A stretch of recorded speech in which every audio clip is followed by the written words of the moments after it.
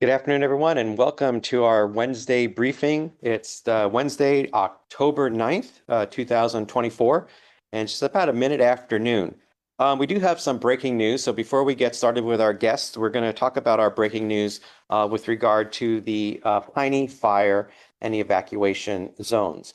And so we're going to put up a graphic right now to illustrate where those evacuation zones are, but it's important to understand that there are two evacuation orders in place right now, and those are noted on the graphic on the side where it says evacuation orders. These are orders that are issued by the Monterey County Sheriff's Office, and those were effective yesterday. And those are zones D074-B and D076-B.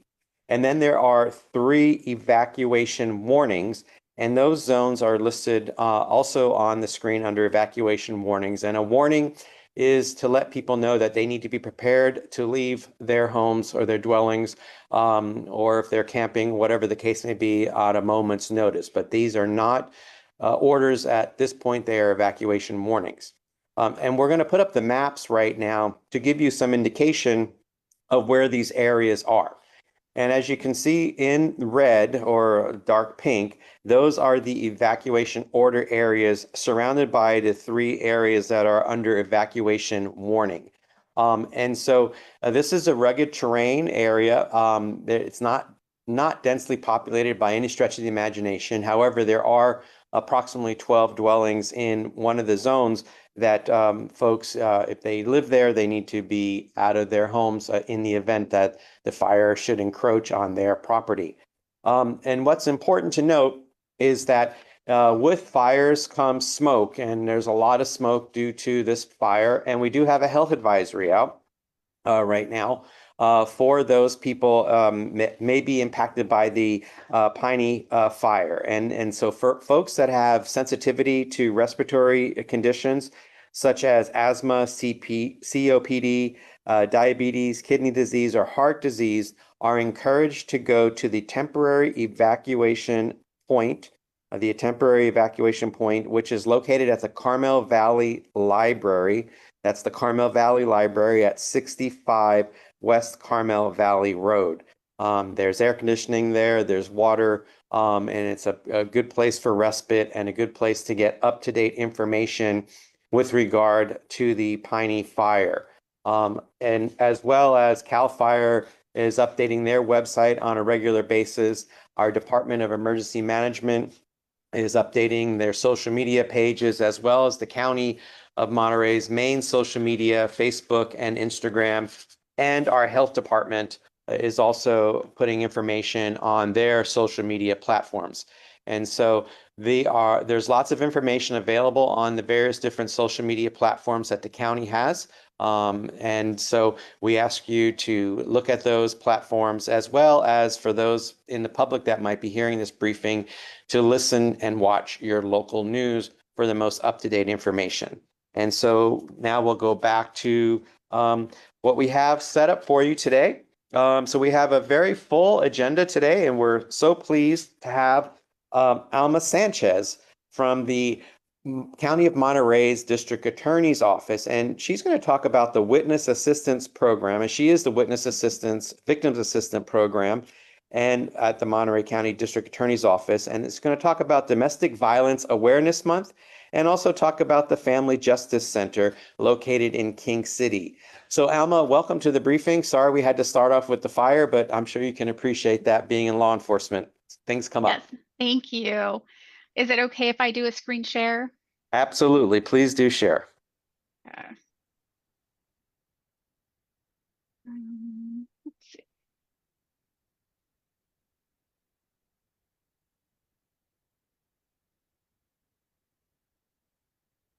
Did that come through? We're looking good. Yes, there it is. Okay. So again, my name is Alma Sanchez, and I'm the program manager, and I wanted to focus a little bit about domestic violence. And as you can tell, domestic violence awareness is a national awareness month, and the color we celebrate or wear is purple. This year's theme is Heal, Hold, and Center, which emphasizes the power of community standing together to hold victims in a space of compassion and help them raise their voices. And the importance of domestic violence nationally, more than 10 million people will experience domestic violence in a year. In California, 35% of women and 31% of men will experience domestic violence, which includes stalking and sexual assault. And it really is a time for the community to come together, support victims, and remember those who have died as a result of a intimate partner violence. A little bit about our victim unit in Monterey County. We have 13 staff members, 1 program manager, 2 coordinators, 8 advocates, and 2 legal secretaries. 2 of the 8 advocates, their entire caseload is domestic violence. In 2023, there was over 1,200 victims of domestic violence that were assisted. And for this year, we're already at over 1,000. The services provided by the unit, we will assist with the California victim compensation applications, which victims of domestic violence are entitled to receive. For the fiscal year 23-24, the state processed over 7,000 applications related to domestic violence and paid out nearly $7 million in benefits, which includes medical, dental, relocation, counseling, security cameras. The advocates do a great job with victims in providing them with updates. We explain the process, call them after court dates to explain what happened in court. If they're required to appear in court or if they'd like to appear in court, we will provide court support and make one of our facility dogs available. Every once in a while, we might have to intervene with the employer, assist with victim impact statements, court-ordered restitution, property return. We do assess a victim's needs and refer them to other local resources if it's something we're not able to provide. We will assist with the criminal protective orders, transportation to and from court if necessary, and we will explain their victim rights. For 2023, there was over 6,000 services provided to those 1,200 victims, which is pretty impressive. Our lovely facility dogs, we have Odie, Norma Jean, and Armani. Odie is going to be 14 in February. She is retired, but she still comes in and provides great support to victims during meetings. She won't be in the courtroom, but she does go into meetings here within the office. Norma Jean will be 4 on Friday, and Armani, our newest addition, is 2. Odie has been here for going on 11 years, and in those 11 years, she's actually met with over 1,000 victims, and she's been in court over 100 times supporting victims while they testify. She's still a favorite. And Norma Jean and Armani are quickly trailing behind her, but Norma Jean and Armani are great additions. Norma Jean is actually Odie's successor. So she's taken over Odie's role, and Armani joined us earlier this year and love little guy. But we will make a facility dog available to victims when they come in, children of domestic violence as well. They are a great support for them. Holding on to hope. That is our Family Justice Center, opened earlier this year in King City. And the design was actually created by CSUMB students, and the colors selected very special to crime victims: the purple for domestic violence, the blue for sexual assault, and the teal. The blue for child sexual assault, and the teal is for adult sexual assault. And the purpose for a Family Justice Center is one building where different providers and partners can come together to provide victims with resources.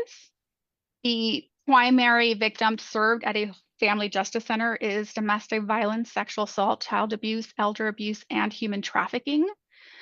Domestic violence is probably the crime type that we see the most, and it provides legal, medical, shelter, therapy, childcare, just a different variety of resources without them having to travel to different places.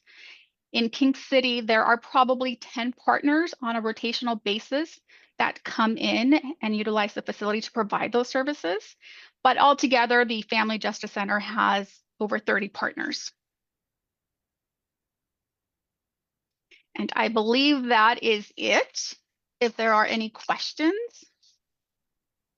This is great. This is a tremendous service that the county's offering through the district attorney's office. And, I just can't imagine what life would be like for victims of violent crimes or domestic violence without that type of service. Alma, maybe paint a little picture of what it might be like. What would people have to go through in order to get all those services had it not been for the forward thinking and innovation of our district attorney's office? Coming together, most of the advocates here have very many years of experience. Our elected Janine Paccioni is a big supporter of victims. She definitely believes in the program and in the services available and made available to victims and us connecting with those different partners. But without the services for victims, I mean, just last year, the number of victims that actually came through our unit was over 3,000. It just so happened 1,200 were domestic violence, and that's 37% of the victims we're assisting, which is a large portion. But our elected DA is definitely pro-victim. That's tremendous. And, I know that there's probably future plans for expanding services and whatnot. Can you look into the future, what it might look like for the district attorney's office and the services that you're providing? Absolutely. So the goal is to expand a family justice center to the peninsula and Salinas so that what's been created in King City can also be available in the different areas so that victims can only need to travel to one place and not various places. So the goal of our elected DA is to expand towards the peninsula and in Salinas for victims to receive those services. Yeah, that's tremendous because obviously being a victim of crime is traumatic enough, and then having to kind of sort out all the various different services in multiple locations just adds to that anxiety, doesn't it? It absolutely does. And it's important for victims to know that they have a support system and the knowledge and experience of being able to guide them through difficult times in the aftermath of something so difficult. And domestic violence doesn't only affect victims, it affects the community as well. There's children who might have to step in and help protect a parent from an abuser, or a neighbor who has to hear screaming and yelling for help. So it affects more than just the direct victim. Yeah, that's so true. Well, Alma, I want to thank you and your team at the District Attorney's Office, in particular in your unit. I know it's a tremendous asset to our community, and I appreciate the work you do, and I know everybody else in our county does too. So if you want to stay on for a little while, and we'll see if we have questions after. And of course, if anybody would like information about Domestic Violence Awareness Month, you can contact the county at pr@countyofmonterey.gov, and we will get that request to the appropriate people in Alma's office. So thank you, Alma, for your time today, and stick around in case there's questions later on. Will do. Thank you.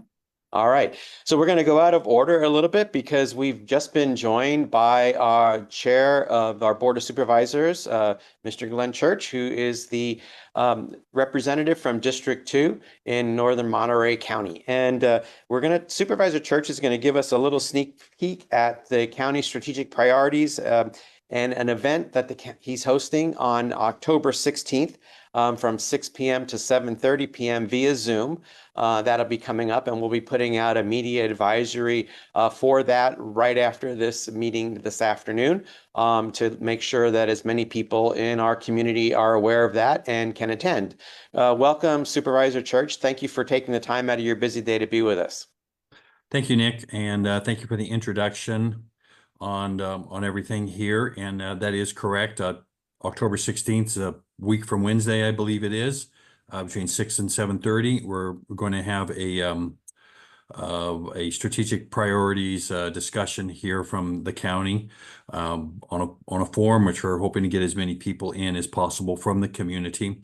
I'll be there, of course. There will also have a number of people from our departments such as Parks, Public Works, Department of Emergency Management, as well as others who will be there to provide information and answer some questions that anybody may have at that point. What we're doing this because, as many of you know, the on this November's ballot is Measure AA, which the Board of Supervisors put on and few months ago. It is to have a 1% sales tax increase in the unincorporated area, and it is only being voted on by unincorporated voters. We felt it was important to put out information so the voters would be as informed as possible about the challenges that the county is facing ahead financially. And the county has identified a number of priorities that it feels it wants to focus on, which I'll be happy to go onto this. But as you know, as we look ahead here, as I mentioned, we are facing some difficult financial times. And when a county has to make various cuts, this all has to come out of the general fund. And there is a disproportional impact on the unincorporated areas because this will affect a lot of services that such as roads, animal control services, sheriff patrols, a lot of infrastructure issues, parks. So we can rattle along a lot of these that the county provides these services, while many of these services for urban residents are provided by the cities, of course. So when these cuts are made, these are funded from the unincorporated budget, and when these cuts are made, it comes from the general fund and affects generally the unincorporated residents. What I wanted to really kind of address here, and what this forum will be addressing, is the 5 priorities that the county has laid out and the impact that these potential years ahead of here, we face these financial situations on how we're going to deal with them may have an impact. So we've listed out a number of priorities, which include road repair and infrastructure projects that we're putting down as things that we feel we have to continue to have funded. This would include bridges and potholes and failing public facilities and infrastructure that may be going on. We're also have listed as a second priority water, sewer, and particularly I should really focus on the wastewater infrastructure projects that many unincorporated communities have to face, because when we look at unincorporated, we're talking about a lot of rural folks, but we're also talking about small communities such as San Ardo, Castroville, Pajaro, but as well as unincorporated areas in Carmel and Carmel Valley. Part of the other priorities that we've listed here includes recreational features such as in our parks, which have been slowly coming back from some tough years over the last few decades. There's also some essential mandated county services and programs addressing housing affordability, reducing homelessness, providing healthcare services for children and other vulnerable individuals. And of course, we also have emergency management response services that includes the Sheriff's Department, Animal Services, and emergency communications. These priorities will go out in more detail on the 16th, and we'll also lay out what could be some long-term impacts if our funding situation is not really improved. And we want to do this, as I alluded to earlier, so that the voters on the November election really have all the information that they need to be able to make factual and intelligent decisions on really what kind of services they're going to want and the quality of life that they're going to be seeking here in the future. So I do want to say that the board has made a lot of steps here in the last year on focusing on a lot of unincorporated services, such as improving up our road budget, and these are all things that will be available for discussion. So I think, Nick, I've kind of touched upon most things here, unless there's anything that you feel you want to add to this. Great. Thank you, Supervisor. And also we want to emphasize, I'm sure you'd like to emphasize the fact that everybody is invited to this event, not the media, the general public, stakeholders. We want as many people to engage with the county leadership in this virtual Zoom event. That is correct. Yes, everybody's invited. We want to have as large of a number of participants as possible. And I'll say we will have an opportunity after everyone gives roughly a 5-minute presentation, which should probably go for about 6:30. For about 6 to 6:30, and then we would have time for questions after that, which would be entered into the chat, and we'll kind of conglomerate them as much as possible into similar subjects, so we can keep as much information out there as possible. Great.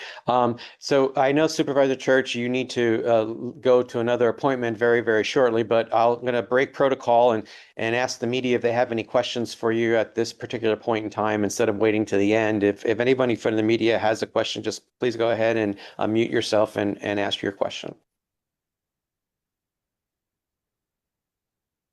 Okay, I'm not seeing any, so that's good. Supervisor, will make you on time for your next appointment. But thank you so much, and we'll be getting out a media advisory this afternoon on this event, as well as posting it on social media with a QR code and the Zoom link so that people can easily attend from the comfort of their own home or their office. So have a great afternoon, Supervisor Church. Thank you so much.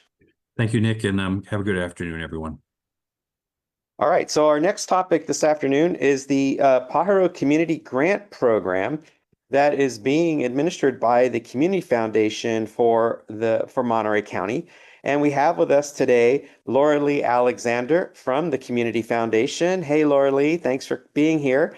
We also have Laura Emmons available to answer any questions from our Department of Emergency Management. But for the most part, this is Laurel Lee's show to kind of give us an update and talk to us about where things are at with this grant program and some of the results you're seeing. Welcome. Thank you, Nick. Hello, everybody. And just a correction, my name is Laurel, and the last name is Lee-Alexander. My bad. My apologies. So used to this. That's okay. Well, taking glasses on and off didn't help either. That's okay. You can call me anything. That's fine. Yeah. So I'm here to present a little bit of information about our Pajaro Community Grants Program. So this is me. And as you all know, last March, an atmospheric river brought so much damage that it resulted in the breach of the Pajaro levee. And $20 million was allocated to the County of Monterey to support flood relief in Pajaro. The county has set aside $2 million of this funding specifically for the Pajaro Community Grants Program. And the county is partnering with the Community Foundation for Monterey County, and I'm here to present a little bit of information about this grant program. Here are the requirements and restrictions. All funding must stay in Monterey County and is for the benefit of Monterey County residents in Pajaro. Organizations with administrative or corporate offices outside of Monterey County must have a presence in Monterey County and serve Pajaro residents. Grant funding and awards cannot be commingled with other funds or put into an organization's general fund. Any one-time funding must be invested into an enterprise that will not require further public funding or subsidies. And the funding is not for duplication or replacement of benefits available or received through other existing assistance programs. We have a very long list of funding priorities which were developed in partnership with community input. So I'm not going to read this slide. And after this presentation, Nick is going to send a copy of this presentation to all of you. And there's also information on the Community Foundation's website that has more information about this grant-making program. So this lists the other funding priorities. Grant requests can range from $10,000 to $100,000. And nonprofit organizations can request more than one grant as long as the requests are not duplicative of each other. So again, I'm not going to read this long list, but as you can see, the priorities range very widely and includes things like the environment, trees, community art, mental health services, recreation. We tried to be as inclusive as possible for these priorities. Here's the review process. There will be a committee of community representatives, one County of Monterey representative, one youth representative, a local business representative, and that's a minimum. There could be more than 3 on the committee. The applications will be reviewed by the committee, and the committee will provide recommendations. The County of Monterey has the final decision-making authority for grants. The due date is coming up. It is Friday, October 18th or sooner. We have realized we have experience with grant making, and generally applicants wait until the very last minute, sometimes the very last hour to apply. We've created an online application in our portal, and most nonprofits are used to this because this is how we make grants. And so we've tried to make the application as simple as possible. So the deadline's coming up, and we already have some applications in draft. So that's a really good sign. Here's our award timeline. Grants will be announced on November 22nd. The grant period will be from December 1st through September 30th, 2025. And all funds must be fully spent by September 30th, 2025. Again, the due date for applications is October 18th. Here's the website that provides more information about this grant making program. And if anyone has any questions, they can reach out to me. Also, Nick Zafaratos is on our call right now. He is our COAD manager. COAD stands for Communities Organized Around Disasters, COAD. And then the lead staff member for this program is Michael Castro. He's our Director of Community Initiatives and Partnerships here at the Community Foundation, and this is his website. So again, this is the information on our website about Pajaro grants. And if anyone has any questions, I'm happy to answer them now, later. You can contact us, or you can wait until you get the information from Nick about the program. That's it.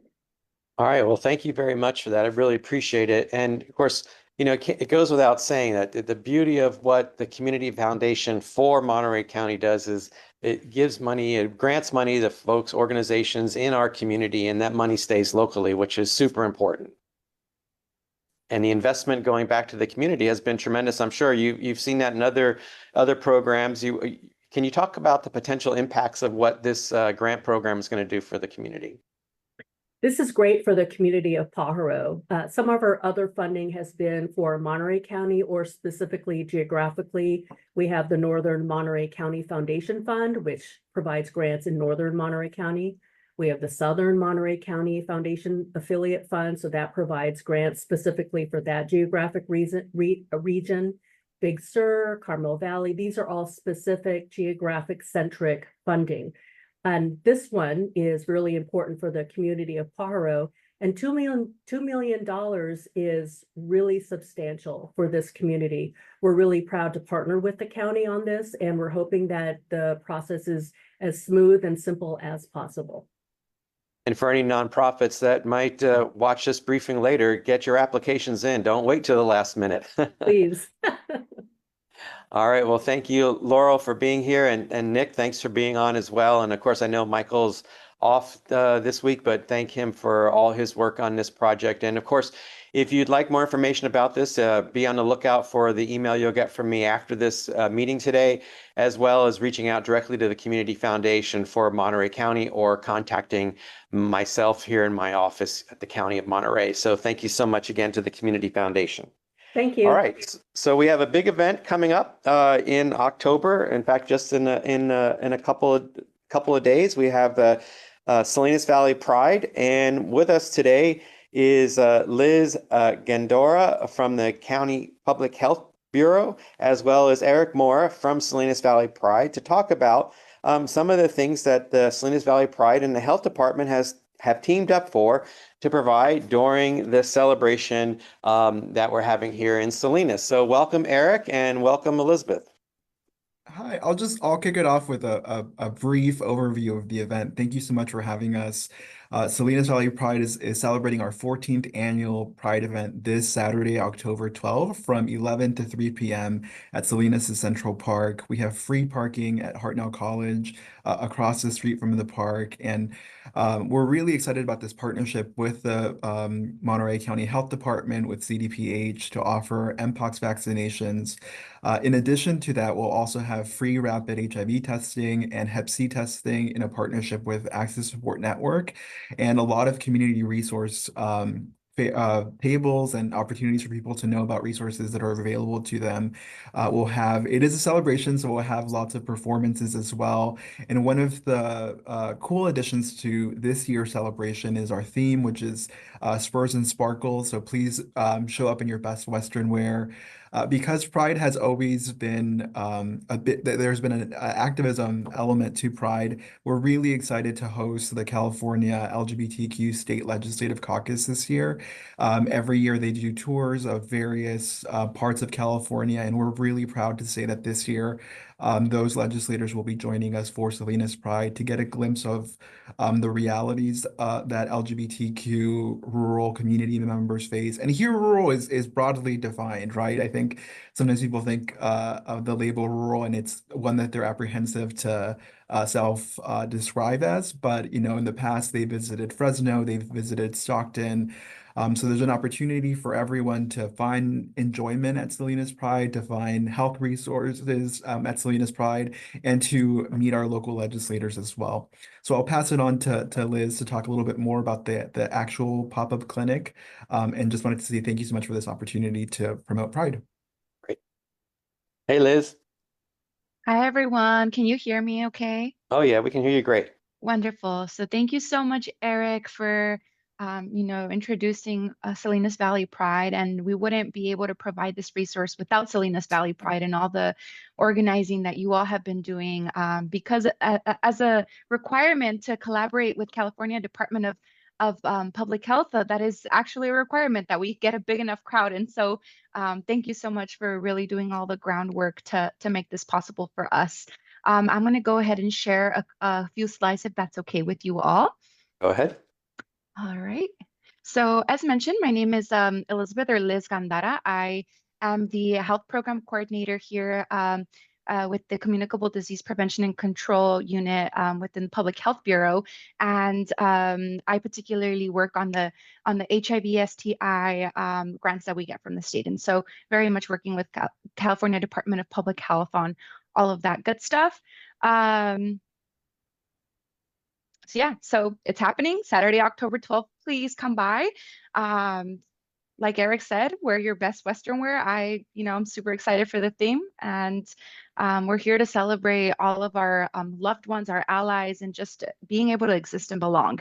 And so a part of the offering that we're going to be out there doing is collaborating with the Turnkey program through California Department of Public Health. They go out into local health jurisdictions and they go to events that are going to be well populated, and they provide this resource free to the local health jurisdiction. So they're out here free to us to provide vaccinations, and they have their staff that come and vaccinate, and all that we provide is the actual vaccine and of course our physical labor. We're also going to be out there providing naloxone and fentanyl testing strips. And so that is also another part of our programs, is to ensure that harm reduction is always at the root of our sexual health and our supportive services. We'll also have tons of condoms and lubricant distribution materials, information, and resources. And not only is it going to be us with HIV and STI programs, but it's also going to be our needle clinic, specifically Deb, who is a PA there at the needle clinic, and she'll be out there sharing information about PrEP, HIV testing, and different forms of care as well. As Eric said, Access Support Network will also be out there providing HIV rapid testing. They are one of our county subcontractors, so we love that they're always out there at all the community events doing testing and outreach. And additionally, one of the last resources that I did want to share is the Take Me Home free or a quick in-home HIV test. I believe that I shared this last time that I was invited to a media briefing, but it's always a good opportunity to sort of reiterate the importance of testing. Everyone should at least get tested for HIV at least once in their life. And it's just something that is important to care for ourselves and care for others. This is a free confidential resource, and it's an amazing resource. Essentially, you just go on this website, you put in your address and your information, and you get a confidential package in the mail, which is a rapid HIV test that has a value of about $45 at the store. So you get that completely for free, and within 20 minutes of collecting an oral swab, easier than the COVID test, you have results. And so it is a really wonderful, wonderful resource that tests for the HIV antibodies. All right. And we're also going to be promoting that, of course, tomorrow. I mean, not tomorrow, Saturday. And then this is just a little flyer just to kind of describe what the resource is. I don't know if there's any questions at the end, but I'll be sticking around to answer any questions related to Mpox or related to the Jynneos Mpox vaccine. But essentially, you know, we want to just reiterate from what CDPH has also said that Mpox is still here. People still get Mpox, even if the rates are a lot lower than what it was in back when there was the surge. It is still important to get tested if you feel like you are at risk. Anyone can really get Mpox, but there are certain communities that are at higher risk. And so, you know, we'll be out there providing that resource. There aren't a lot of places in Monterey County where you can currently get a Jynneos Mpox vaccine. And so this is just a great opportunity. Great. Well, thank you, Liz, for that information. That's terrific. And, you know, it made me think that so much about public health is education. And a lot of the services that you provide out this weekend, as well as day in and day out, is educating folks. You want to talk about that a little bit? Sure. I mean, just from my own example, and this is something that I'm like super open with everyone about. I ordered that test myself, and that's why I advocate and provide information about that, is because it gives you security, and it is extremely, like, people don't realize how easy it sometimes can be to get tested. And but because of the stigma and the judgment that, you know, is usually associated with all of that, it sometimes becomes very hard for us to get to that even step of just requesting or ordering a test. And so education is super important and is a great way to prevent disease. And then if we are infected, or we have an infection or some sort of disease, then to seek help and support from our health providers who are amazing and here for us. Yeah, it's so important, you know, just taking that step and getting over our own insecurities and our own anxieties make things a lot better. And of course, from a public health standpoint, we want people to be healthy in our county, and we want people to be open to talk about things and seek out the help, as you indicated, when needed. So thank you very much for being here. Eric, I know it's a labor of love with Salinas Valley Pride for you and being on the board. What are you most excited about this Saturday? You know, I tell people all the time that our event is such a reflection of our community. I really appreciate that it's, you know, everyone bringing what they can to the table, right? Down to Hartnell College giving us the parking structure, California Water Services giving the truck that brings hydration station. It really feels like the spirit of community is really what I'm looking forward to, right? It's the drag artists giving their talents, the health department providing critically needed education and services. Really, it's everyone coming together and bringing the best of what they have to offer. And that's what I love about it. That's what I'm most excited about. And certainly the outfits. I'm really actually selfishly looking forward to seeing everyone dressed up in Western wear. Well, that's great. And of course, obviously, the County of Monterey will be well represented on Saturday, won't they? All right, great. Well, Eric, thank you so much. And Liz, thank you so much for being with us today. We really appreciate it. And so last but certainly not least, again, from our county health department, behavioral health has launched a community survey. And the community survey is to help make our community healthier, to get input from the community. And with us today, we have Shannon Castro from the Mental Health Services Coordinator, and Dustin Anderson from Eval Corp, a contractor that is helping us do the survey. So welcome to the briefing, and I'm not sure who's going to start off, but either Dustin or Shannon. But let's learn more about this survey and why should we take it. Yeah, thank you, Nicholas. I appreciate the welcome. And like he said, I'm here to talk about the community program planning process that's currently underway within Monterey County. The community program planning process is a fundamental part of how every county across California identifies the needs of their residents and provides services to meet those needs. So through this process, we every year gather perspectives from community members, stakeholders, service providers, and other system partners to shape the system of mental health care in Monterey County, with the ultimate goal informing data-driven decision-making about mental health services within the county that are, purposeful and responsive to current community needs. Past assessments have led to greater levels of outreach and services to South County residents, facility needs for individuals with serious mental illness, greater collaboration with system partners across the county, and even more informed decisions around the flood or associated with the floods in Pajaro Valley. So for the community program planning process, there are 3 ways that we engage with the community. And the first strategy is a set of focus groups that seek to understand the perspectives of vulnerable populations within the county.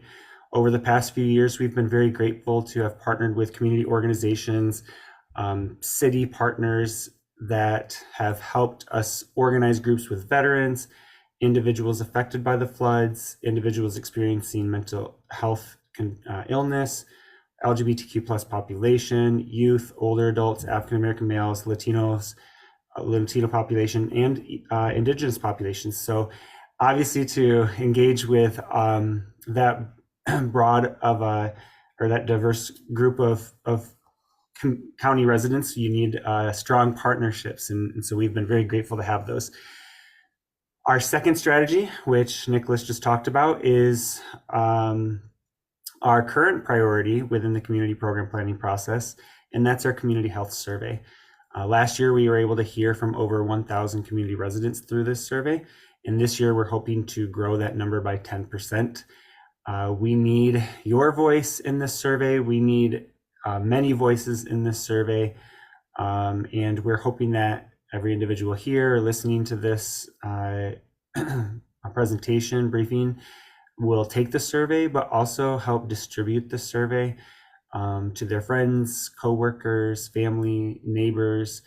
We would also really appreciate any effort to bring special attention to the survey to vulnerable populations and individuals who have experienced services, mental health services, or have a family member who has experienced mental health services or needs services.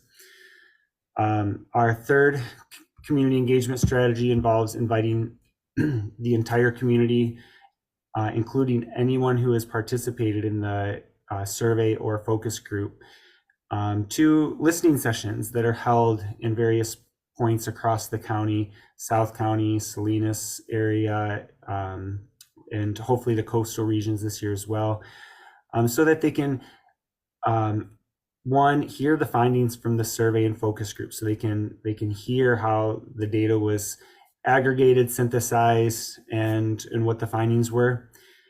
Also learn how Monterey County Behavioral Health is responding to the findings. What decisions are they looking into or have they made? But also give individuals a chance to provide any final thoughts to be considered for the program planning process. I've named a few groups that we've been able to partner with, but I can't emphasize how much we appreciate the support that supervisors have contributed to this process, community-based organizations, city governments, and other system partners have made to help make this community program planning process a success every year. We hope to continue to increase collaboration and community and community participation so that the Behavioral Health Bureau can make the most informed decisions possible every year. So thank you for your time and continued support. I'll invite Shannon Castro from Behavioral Health to chime in with anything I missed. All right. Thank you, Dustin. Hello, everybody. So Dustin's correct. We are really working on growing our collaboration with the community. And Dustin and I are actually tag teaming today. I'm in Greenfield. I don't know if you can hear the music that's happening inside of the senior center, but the city of Greenfield welcomed us into one of their community events. There's more than 100 seniors inside having lunch, dancing, singing, and they're also getting valuable information from agencies. So one of our goal is to get as many groups to complete the survey. Tell us what is necessary for their area of Monterey County, and South County has been one of the areas that we've focused on for the last couple of years for many reasons. And we're just happy to be able to do this work, but we can't do it without your support. One of the things that I did want to mention is there's an opportunity for you and your agency to distribute the survey and learn the voice of your own area. What are the needs? Are the needs more behavioral health services as far as clinicians, doctor services, medical services? Is it housing? What can we do for our programs? How can we enhance our programs? A couple of things that have come out of these assessments have been some really great innovation projects. We've launched Wellspring Monterey. We're launching a psychiatric advanced care directive. We are moving forward with a facility build in Salinas that is necessitated by the community needs. And so anything that your agency or your clients see as a need for behavioral health, this is what we want to hear. So with that, I'll just open it for any questions. Oh, Thank and you. how to get the survey. I'm sorry, I forgot to mention that as well. The survey is posted on the CEO's website. It's also posted on Monterey County Health Department's website.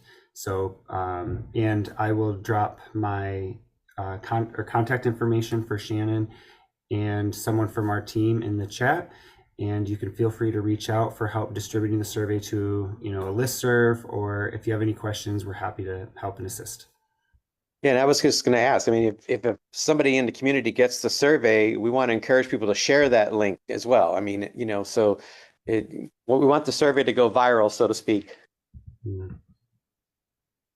So Shannon, maybe talk a little bit about, mental health means so many things to so many people, and, breaking down the barriers and to understanding, what mental health means and how many of us, certainly could use support from time to time. Can you talk about what you've learned from these surveys in the past and how that's helped to, shape programs or shape outreach efforts? Well, I'll tell you, last year and this year, we held focus groups for our stakeholders and for community members. And like Dustin said, we also reached out to various demographics. And a couple of those groups that really were high emotional meetings were with our youth at the Epicenter, with our veterans at the Veterans Transition Center, and with our adult males in Seaside at the Village Project. And these meetings and these groups were people just shared exactly what it means to have a mental health illness and look for services, the good and the not so good, and not only for themselves, but for their family members. We've learned so much about what the community needs, as basic as updating our website. I mean, something so simple. We found from the community that our website just needed to be friendlier, and that would help a lot of people. Like I mentioned, we use the assessment for program building, but we also use it for innovative ideas and innovative projects, because what they're suggesting to us hasn't been tried yet. And so we're trying out new ideas and trying to get the community services that they desperately need. I would say that what I'm really excited about this year is that our collaboration is really growing, and we're seeing people interested in putting their voice to a survey and giving us an opportunity to hear them. That's great. I mean, the nice thing about the survey is you're creating a dialogue with people, and it's a two-way conversation. You know, Dustin, obviously your firm has got a lot of experience in doing these type of things, and just creating that vehicle for people to provide input. How important is that, and how have you seen it change communities? Yeah, that great question. I really agree that when people can feel heard, then some healing processes can begin. And like Shannon just mentioned, some of our focus groups are high emotion focus groups where people can share, you know, not just frustrations, but also successes. And we hear what successes have been, you know, had, and we can build off of those. We hear what challenges have been experienced, and we can help mitigate or overcome those challenges. Even in a survey where individuals can share what they feel their top needs are, share what they're seeing in their communities, and provide narrative to about their experiences as well. There's a sense of feeling understood if you know that somebody's doing something with that information. And that's why we've had listening sessions for the last few years after these focus groups and surveys have been collected and analyzed, because we feel like that opportunity for individuals to come and hear that their feedback was not just heard, but also understood and also acted upon. That's really when a lot of healing takes place, trust is built, learning about what opportunities exist for them within the county, and what services they're eligible for, or their loved ones are eligible for. It just opens up doors for action. And that's what I see very regularly across these needs assessment processes, is in that final step of, okay, here's what we heard, and here's what this means, and here's what's going to be done. Then people feel understood, they're more engaged, they trust the county more, and the stigma around mental health or substance use decreases and is more normalized. So and people just, you know, that builds readiness for services for them or their loved ones. So I don't know if I answered your question. Healing is what I see, and that's what we're going for, but also improvements in the system, which Monterey is always committed to 100% every year. Great. Well, thank you, Dustin and Shannon, for being with us this afternoon. I'd like to mention that Liz and Alma, if you would share your slides with me after the briefing so I can get those out as well. And if you have other materials, Shannon or Eric, Dustin, you send it to me and I'll put it out with our follow-up for today's briefing. Just a quick reminder that if you are looking to get information, up-to-date information on the Piney Fire, to look at the county's social media, both Facebook and Instagram, as well as tune into your local news for the latest update on the Piney Fire in Carmel Valley. I'd like to thank everyone for being here this week, and we welcome you to come back next week when we have another great briefing scheduled for next Wednesday at noon. Thanks, everyone, and have a great day.